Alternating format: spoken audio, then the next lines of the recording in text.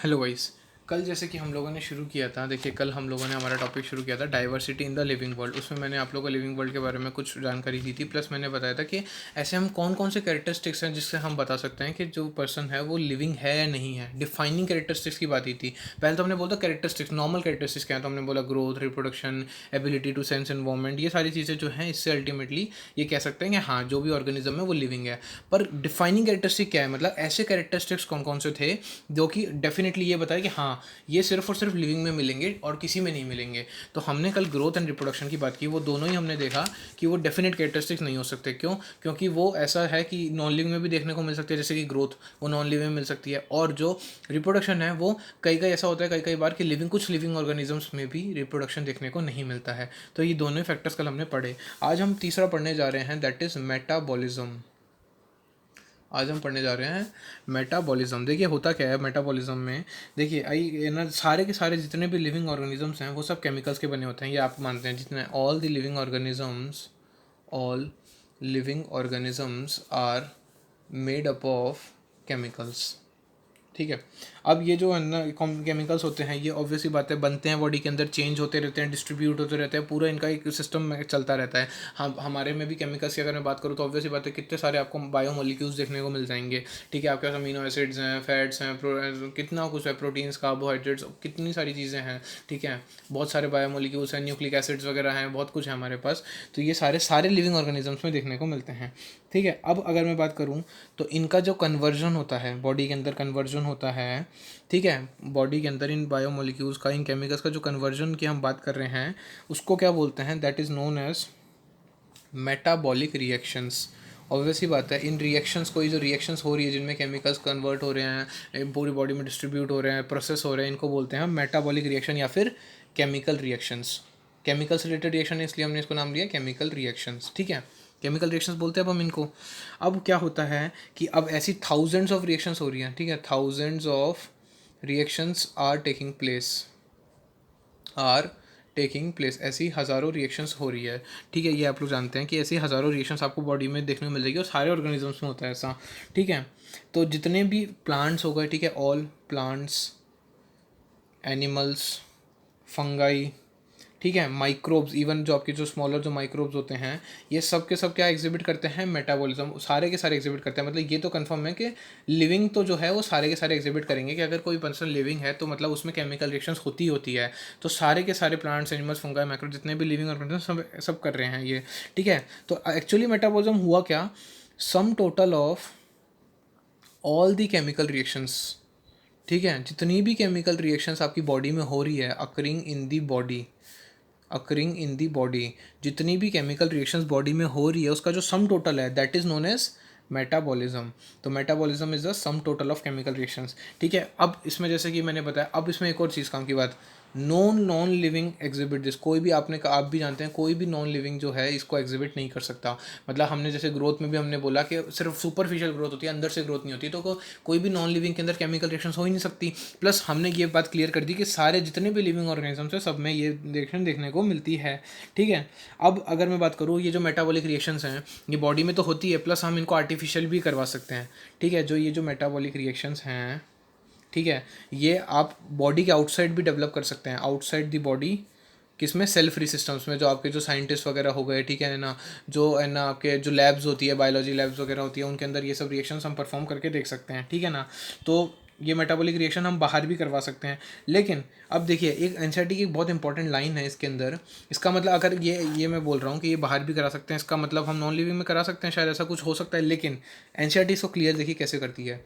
NCERT बोलती है कि एन आइसोलेटेड मेटाबॉलिक रिएक्शन, कोई भी मान लीजिए एक मेटाबॉलिक रिएक्शन है जो कि कहाँ पे हो रही है, outside the body of an organism, outside the body of an organism. ठीक है, जो कि टेस्ट ट्यूब में परफॉर्म होती है। ऑब्वियसली बात है हम जो भी साइन लेबोरेटरीज वगैरह में करते हैं रिएक्शन, वो सब हम टेस्ट ट्यूब में परफॉर्म करते हैं।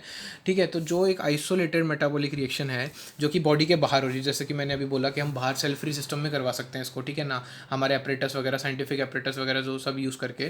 ठीक है, तो ये जो बाहर जो रिएक्शन हो रही है इन टेस्ट ट्यूब के अंदर, ये क्या होती है, ये कहाँ पे हुई, इन विट्रो, क्योंकि बाहर है तो बाहर के लिए हम वर्ड यूज़ करते हैं इन विट्रो। अगर कोई भी चीज़ हम बॉडी के बाहर बोलते हैं, ठीक है, जैसे आप लोगों ने ना इन विट्रो फर्टिलाइजेशन आप लोग पढ़ेंगे, ठीक है। इन विट्रो फर्टिलाइजेशन मतलब क्या हो गया कि फर्टिलाइजेशन बॉडी के बाहर हो रहा है, मेल और फीमेल का, समझ रहे हो। तो इन विट्रो मतलब बाहर, तो वही हो गया कि जो भी आउटसाइड द बॉडी हो रही है इन विट्रो, ठीक है, ये नाइदर लिविंग, ठीक है, these are not living things, ये लिविंग थिंग नहीं है पर डेफिनेटली लिविंग रिएक्शन है, बट श्योरली लिविंग रिएक्शन। देखिए एनसीईआरटी ने बहुत इसको एकदम कन्फ्यूजन वे में बोल दिया। देखिए क्या क्या बोलना चाह रही है एनसीईआरटी, ये बोलना चाह रही है कि जो भी मेटाबॉलिक रिएक्शन हो रही है बाहर, बॉडी के बाहर, सेल फ्री सिस्टम्स में, टेस्ट ट्यूब में, वो लिविंग थिंग नहीं है। डेफिनेटली उसको आप एक लिविंग थिंग नहीं बोल सकते, क्योंकि वो तो रिएक्शन है ना, एक लिविंग थिंग थोड़ी है। लिविंग थिंग तो कोई ऑर्गेनिज्म हो सकता है ना, तो लिविंग थिंग नहीं है, पर वो रिएक्शंस है जो लिविंग में होती है, तो वो लिविंग रिएक्शंस हैं। इसलिए ये जो मेटाबॉलिज्म है इसका कोई एक्सेप्शन नहीं बनता। क्यों? क्योंकि देखिए ये सारे लिविंग में देखने को मिल रही है, इसमें कोई नॉन लिविंग में देखने को नहीं मिलती है। प्लस जो हम बाहर ये जो करवाते हैं ये रिएक्शंस, ये डेफिनेटली लिविंग थिंग नहीं है, पर ये एक तरीके से है तो लिविंग की रिएक्शंस ही ना। ये रिएक्शंस वही है जो लिविंग में ही होती है और कहीं नहीं हो सकती। तो बस अल्टीमेटली ये एनसीईआरटी की लाइन है, ये इंपॉर्टेंट इसलिए क्योंकि डायरेक्ट क्वेश्चन आ जाता है इसका कि ये इसका मतलब एक्सप्लेन करो। ये जो लाइन है इसका क्या मतलब है? इसका मतलब एनसीईआरटी सिर्फ ये बोलना चाह रही है कि ये जो रिएक्शन जो हो रही है ये लिविंग थिंग्स नहीं है, पर ये लिविंग रिएक्शंस है, ठीक है। और ये अल्टीमेटली सिर्फ और सिर्फ लिविंग ऑर्गेनिजम्स में ही देखने को मिलती है। तो दैट्स वाई जो अपन सेल्यूलर ऑर्गेनाइजेशन की जो हम बात कर रहे हैं, ये जो हम मेटाबॉलिज्म की बात कर रहे हैं, जो सेल्यूलर मतलब अल्टीमेटली मेटाबॉलिज्म क्या है, बहुत सारे जो आपके केमिकल्स हैं वो सब पूरे ऑर्गेनाइज हो रहे हैं, हमने बोला रिएक्शंस हो रही है, कन्वर्जन हो रहा है। तो ये जो आपके सेल का ये जो पूरा ऑर्गेनाइजेशन है, ये कौन करवा रहा है? ये मेटाबॉलिज्म करवाने वाला कौन है? आपका सेल का सिस्टम, जो आपकी पूरी सेलुलर ऑर्गेनाइजेशन है बॉडी की, वही करवा रही है। तो सेलुलर ऑर्गेनाइजेशन जो है ऑफ द बॉडी, हम ये बोल सकते हैं कि ये आपका डिफाइनिंग कैरेक्टरिस्टिक है। ध्यान से सुनिए, डिफाइनिंग कैरेक्टरिस्टिक है लिविंग ऑर्गेनिज्म का, defining characteristic of life forms. मतलब अभी तक हमको पहला हमारा डिफाइनिंग कैरेक्टर मिला है क्या? मेटाबॉलिज्म। ये जो मेटाबॉलिज्म होता है या जो ये सेल्यूलर ऑर्गेनाइजेशन जो है हमारी बॉडी का, ये जो है एकदम डिफाइनिंग कैरेक्टरिस्टिक होता है लाइफ फॉर्म का, ठीक है। इसमें कोई एक्सेप्शंस नहीं है, ठीक है। और इसमें ये सिर्फ और सिर्फ लिविंग में होता है, ये डेड में नहीं है, नॉन लिविंग में नहीं होता। अब चौथे की बात हम करते हैं। देखिए अब जो सबसे ऑब्वियस और जो सबसे ज़्यादा कॉम्प्लिकेटेड फीचर मैं बता रहा हूँ, दैट इज़, ठीक है, मोस्ट कॉम्प्लिकेटेड फीचर की अब हम बात करने जा रहे हैं, which is what? Most complicated feature is ability to sense their surroundings and environment, their surroundings and environment। देखिए बात को समझिए, जो सबसे कॉम्प्लिकेटेड फीचर है वो ऐसा क्यों बोला गया? क्योंकि देखिए जो लिविंग ऑर्गेनिजम्स होते हैं उनके अंदर एक एबिलिटी होती है कि वो अपने आसपास के एनवायरनमेंट को सेंस कर सकते हैं, अपने एनवायरनमेंट को, अपने सराउंडिंग्स को, देखिए किस तरीके से, प्लस उसको रिस्पॉन्ड करते हैं, ठीक है, and respond to the environmental stimuli. किसी भी तरीके का अगर एनवायरनमेंट से स्टिमुलाई मिला तो उसको रिस्पॉन्ड भी करते हैं, चाहे से वो फिजिकल हो, ठीक है, केमिकल हो या फिर बायोलॉजिकल हो।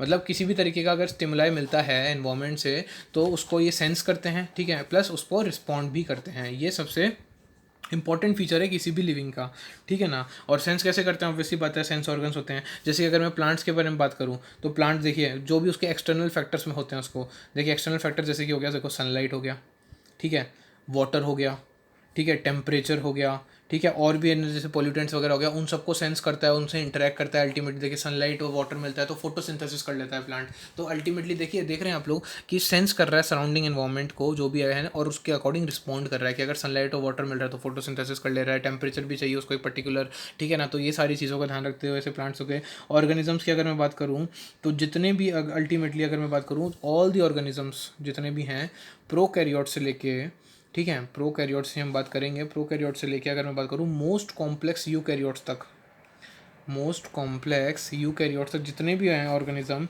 वो सब यही काम करते हैं। मतलब अल्टीमेटली एनवायरनमेंट को सेंस करते हैं और उसके अकॉर्डिंग उसको रिस्पॉन्ड करते हैं। तो सब लोग करते हैं, सारे के सारे लिविंग, यहाँ मैं कहना चाह रहा हूँ जितने भी लिविंग ऑर्गेनिजम्स हैं सब लोग ये काम करते हैं, ठीक है। अब अगर मैं बात करूँ तो देखिए जो सीजनल ब्रीडर्स होते हैं, अब एक वर्ड आता है सीजनल ब्रीडर्स, ये क्या चीज़ है?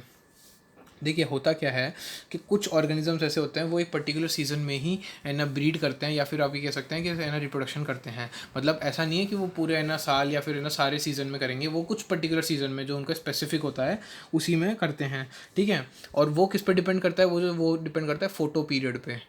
फोटो पीरियड कैसे? मतलब लाइट, मतलब वो डिपेंड करता है कि लाइट है नहीं है, किसके अकॉर्डिंग वो लोग उसके अकॉर्डिंगली ब्रीड करते हैं या फिर रिप्रोडक्शन करते हैं, ठीक है, ये प्लांट्स में भी देखने को मिलता है, ठीक है, और एनिमल्स में भी देखने को मिलता है। तो अल्टीमेटली इससे मैं क्या कहना चाह रहा हूँ, इससे मैं ये कहना चाह रहा हूँ कि देखिए अपने सराउंडिंग एनवायरनमेंट को सेंस करके अकॉर्डिंगली रिस्पॉन्ड करते हैं। मतलब उन लोगों को सराउंडिंग उन्होंने चेक किया, अच्छा फोटो पीरियड इतना है, लाइट इतनी है, ये सीज़न है, इसके अकॉर्डिंग फिर उनका वो ब्रीडिंग सीजन होता है, तो वो उसके अकॉर्डिंग रिस्पॉन्ड करते हैं। तो अल्टीमेटली सारे के सारे ऑर्गेनिजम्स, ये इन एग्जाम्पल से यही समझाना चाह रहा हूँ कि वो लोग रहना अपने सराउंडिंग को सेंस करके उसको रिस्पॉन्ड करते हैं। ठीक है, अब अगर मैं बोलूँ तो ह्यूमन बीइंग जो होता है, लेकिन अब एक चीज़ और आती है, जो ह्यूमन बीइंग है, अब क्योंकि हम बोलते हैं ह्यूमन सबसे कॉम्प्लेक्स है, मतलब अब तक का जो सबसे है ना कॉम्प्लेक्स या सबसे बुद्धिमान लोग कौन है, ह्यूमन बीइंग्स माने जाते हैं। ह्यूमन बीइंग्स जो होते हैं ये ओनली ऑर्गेनिज्म है, ओनली ऑर्गेनिज्म, हम लोग जो हैं सिर्फ इकलौते हैं जो कि अवेयर ऑफ हिमसेल्फ, जिनको खुद का पता है। ठीक है, मतलब कि सेल्फ कॉन्शियसनेस है हमको हमारे बारे में। मतलब आप देखिए कि हमें ये तो पता है कि भाई आसपास क्या हो रहा है, पर हमें ये भी पता है हमारे साथ क्या हो रहा है, हमारी बॉडी में क्या चल रहा है, कैसे क्या, हम खुद को सेंस कर सकते हैं, हम खुद को पूरा, हम खुद के लिए अवेयर हैं। समझ रहे हैं? जैसे कि आप कोई भी, आप देखिए हमारे में और एक जानवर में फ़र्क क्या है। देखिए आप जिस तरीके से आप लोग खाना खाते हैं, जानवर भी खाना खाता है, वो भी सांस लेता है, वो भी सारे काम करता है, एनवायरमेंट, वो भी अगर कोई मान लीजिए किसी की आहट होती है जैसे, तो वो बहुत जल्दी सतर्क हो जाता है, उनके कान वगैरह भी बहुत ज़्यादा स्ट्रॉन्ग है, सेंसेस बहुत स्ट्रॉन्ग है, लेकिन उसको खुद के बारे में आइडिया नहीं होता। एक ये फ़र्क हो जाता है जानवर में और एक इंसान में, क्या कि उसमें सेल्फ कॉन्शियसनेस नाम की चीज़ नहीं होती, कि उसको खुद के बारे में कुछ आइडिया नहीं है कि वो कौन है, उसके पास क्या ताकत है क्या नहीं है, वो उसको खुद के बारे में कुछ भी नॉलेज नहीं है, जबकि हम हमारी तरफ से खुद के लिए पूरी तरीके से अवेयर हैं। तो ये जो सेल्फ कॉन्शियसनेस है, अगर कोई पूछ ले कि is self consciousness are defining characteristic of all the living organisms, to no self consciousness सिर्फ और सिर्फ only for human beings, only for human beings. हाँ, लेकिन अगर कोई बोल दे कि कॉन्शियसनेस, कॉन्शियसनेस जो है is the defining characteristic, is the defining characteristic of all living, तो यस, ठीक है, जो आपकी कॉन्शियसनेस है वो तो ऑब्वियस ही बात है सारे लिविंग में मिलेगी, कभी भी कोई नॉन लिविंग में कॉन्शियसनेस नहीं मिलेगी कि वो एनवायरनमेंट के अकॉर्डिंग रिएक्ट करे। ठीक है, लेकिन लिविंग हमेशा करेगा। लेकिन सेल्फ कॉन्शियसनेस, बस यही इतना सा फर्क है, सेल्फ वर्ड अगर कॉन्शियसनेस के पहले आ गया तो वो किससे रिलेटेड होता है, सिर्फ और सिर्फ ह्यूमन बींग से। तो डिफाइनिंग प्रॉपर्टी क्या है, कॉन्शियसनेस, और ये सेल्फ कॉन्शियसनेस क्या है, ये आप सेल्फ कॉन्शियसनेस कह सकते हैं कि it is the defining property of human beings. ठीक है, तो ये हमने 4 फीचर हमने पढ़ लिए, growth, reproduction, metabolism and consciousness. इनमें से पहले जो जो हमने पढ़े वो डिफाइनिंग प्रॉपर्टी नहीं थी, पर हाँ डेफिनेटली वो कैरेक्टरिस्टिक्स हैं लिविंग के, पर वो डिफाइनिंग नहीं थे। लास्ट के जो जो हमने पढ़े वो डेफिनेटली हमारे डिफाइनिंग कैरेक्टरिस्टिक्स थे। अब हम बात करते हैं, देखिए अब एनसीईआरटी कुछ चीज़ें बताती है। सबसे पहले तो अगर मैं बोलूँ तो है ना, अब जैसे मान लीजिए, हाँ एक क्वेश्चन है उससे पहले आप लोगों से, देखिए ऐसा होता है कि कुछ पर्सन जो होते हैं वो होते हैं कोमा में, जो होते हैं, अब जो कोमा में जो पेशेंट्स होते हैं वो तो उनके दिमाग तो बिल्कुल, वो तो कैसे होते हैं, जो कोमा पेशेंट्स हैं वो कैसे होते हैं, ब्रेन डेड होते हैं। ठीक है, वो होते हैं ब्रेन डेड। तो अब उनकी अगर मैं बात करूं तो वो कैसे सपोर्टेड होता है, मशीन्स के थ्रू सपोर्ट होता है। अगर वो मशीन हट जाए तो उनका कोई अस्तित्व नहीं है, वो लोग मर जाएंगे। ठीक है, तो कोमा में जो होते हैं ब्रेन डेड होते हैं अल्टीमेटली, लेकिन बस उनका क्या रहता है अल्टीमेटली, है ना, बस है ना ब्रेन डेड होते हैं, कोई उनमें सेल्फ कॉन्शियसनेस नहीं देखने को मिलती। ठीक है, तो ऐसे लोगों को जो कोमा में है उनको मैं क्या बोलूँगा, लिविंग बोलूँ या डेड बोलूँ, वो लिविंग है या डेड है या क्या नॉन लिविंग है, मतलब आप क्या बोलना चाहेंगे उनको। मतलब ये जो पेशेंट जो ब्रेन डेड होते हैं, जिनके अंदर कोई सेल्फ कॉन्शियसनेस नहीं होती, जो मशीन से सपोर्ट होते हैं, उनका क्या सीन है। तो देखिए ये जो आता है ये बहुत इंपॉर्टेंट है, क्योंकि ऐसे जो लोग होते हैं, ठीक है, वो उनको आप neither living nor non living बोलते हैं। ना तो ये आप ये कह सकते हैं कि ना ये लोग ज़िंदा हैं, मतलब जी रहे हैं, या फिर ना आप ये कह सकते हैं कि नॉन लिविंग है। क्यों? क्योंकि ऑब्वियसली बात है, लिविंग इसलिए नहीं कह सकते क्योंकि देखिए ब्रेन डेड है, उनका ब्रेन काम नहीं कर रहा, भले ही उनका हार्ट और जो है आपका फंक्शन ना करने की कोशिश कर रहा है, लंग्स, लेकिन अल्टीमेटली उनका कोई रोल नहीं है अगर मशीन से हटा दी जाए। डेड इसलिए नहीं बोल सकते क्योंकि कहीं ना कहीं उनका कुछ ना कुछ ऑर्गन जो है वो काम कर रहा है, एक हद तक काम कर रहा है, इसलिए आप जो है इनको neither living nor non living बोलते हैं। ठीक है, क्योंकि बहुत डिबेटेबल इशू था। ठीक है, कि उनको क्या बोला जाए, तो सबसे बेस्ट इसका जो सोल्यूशन निकला वो ये है कि ना तो ये लिविंग है ना ही ये नॉन लिविंग है। ठीक है, अब एक चीज़ और, अब देखिए जितने भी लिविंग फिनोमेना होते हैं, जितने भी लिविंग फिनोमेना होते हैं, ठीक है, ये किसकी वजह से होते हैं, ये होते हैं इंटरेक्शंस की वजह से। मतलब दो चीज़ें इंटरेक्ट करती, दो या दो से ज़्यादा चीज़ें इंटरेक्ट करती हैं तो लिविंग फिनोमेनास बनते हैं। देखिए कैसे, जैसे अगर मैं बोलूँ जो टिश्यूज़ की जो प्रॉपर्टी है, देखिए एनसीईआरटी बताती है, जैसे मान लीजिए प्रॉपर्टीज़ ऑफ टिश्यूज़ जो है, मान लीजिए टिश्यू है, टिश्यू कैसे बनता है, सेल के ग्रुप से बनता है, ठीक है। तो टिश्यूज़ की जो प्रॉपर्टी है वो आप ये कह सकते हैं कि है ना, देखिए टिश्यूज़ की जो प्रॉपर्टी है वो उसके कंस्टिट्यूएंट सेल्स में प्रेजेंट नहीं होती है, ठीक है, कंस्टिट्यूएंट सेल्स में प्रेजेंट नहीं होती है। मतलब मैं ये बोलना चाह रहा हूँ कि कोई भी टिश्यू है तो उसकी प्रॉपर्टी कैसे आई, जैसे हम बोलते हैं बहुत दो या दो से ज़्यादा अगर सेल्स मिले, मान लीजिए 3 सेल मिलके टिश्यू बना रहे हैं, तो इसका मतलब मैं ये कह सकता हूँ क्या कि उन्हीं सेल्स के अंदर उस टिश्यू की प्रॉपर्टी होगी, नहीं। क्यों? क्योंकि वो उन सेल्स ने जब इंटरेक्ट किया तब बना ना वो टिश्यू। देखिए इंडिविजुअल, देखिए एक सेल ये रहा, दूसरा सेल ये रहा, तीसरा ये सेल ये रहा, अब ये मिलके ऐसे तो टिश्यू बनाएंगे नहीं। मतलब अगर है ना, ये लोगों ने क्या किया, इंटरेक्ट किया एक दूसरे से, तब बना ये टिश्यू, ठीक है। अब जब इन्होंने इंटरेक्ट किया तब इस टिश्यू में प्रॉपर्टी आई ना। लेकिन अगर मैं बोलूँ कि ये सेल जब अकेले अकेले पड़े थे तो क्या इस टिश्यू की प्रॉपर्टी इनमें थी? नहीं थी। जब इन्होंने इंटरेक्ट किया, कुछ रिएक्शंस हुई, कुछ इन लोगों ने ना अल्टीमेटली कुछ मैकेनिज्म हुआ बॉडी के अंदर, तब जाके ये टिश्यू बना, और उसके अंदर जो प्रॉपर्टी आई वो, तो वो कैसे आई, तो वो प्रॉपर्टी आती है as a result of interaction among the constituent cells, ठीक है। ये समझाना चाह रही है एनसीईआरटी की लाइन कि जब इंटरेक्शन होता है उन सेल्स में तब इस टिश्यू की प्रॉपर्टी आती है, तब इस टिश्यू की जो प्रॉपर्टी देखने को मिलती है वो कब कैसे देखने को मिलती है, इंटरेक्शन की वजह से, ठीक है। बाकी अगर कंस्टिट्यूएंट सेल्स के अंदर ये नहीं प्रेजेंट होती इसकी प्रॉपर्टीज एज इट इज़। इसी तरीके से जैसे एक और एग्जाम्पल दिया, सेल ऑर्गेनल्स, ठीक है। जो सेल ऑर्गेनल्स होते हैं, ठीक है, बहुत सारी ऑर्गेनल्स जो है वो सब मिलती है, ठीक है। अब सेल ऑर्गेनल्स की जो प्रॉपर्टी होती है वो उसके मॉलिक्यूलर कंस्टिट्यूएंट में नहीं होती, मतलब जिससे वो बनता है उससे नहीं होती, जब इंटरेक्ट करते हैं। कुल मिला के बस यही कहना चाह रहे हैं कि जब कोई भी चीज़ें इंटरेक्ट करती है तब उन लोग की प्रॉपर्टीज़ में मिलती है, कई रिएक्शंस होती है जिससे कि अल्टीमेटली जो फाइनल प्रोडक्ट बन रहा है उसमें एक प्रॉपर्टी डेवलप होती है। तो ये जो प्रॉपर्टीज़ हो रही है किसकी वजह से बन रही है, इंटरेक्शन की वजह से बन रही है। तो ऑल लिविंग फिनोमेना जो जितने भी हो रहे हैं वो किसकी वजह से हो रहे हैं, इंटरेक्शन की वजह से हो रहे हैं, ठीक है।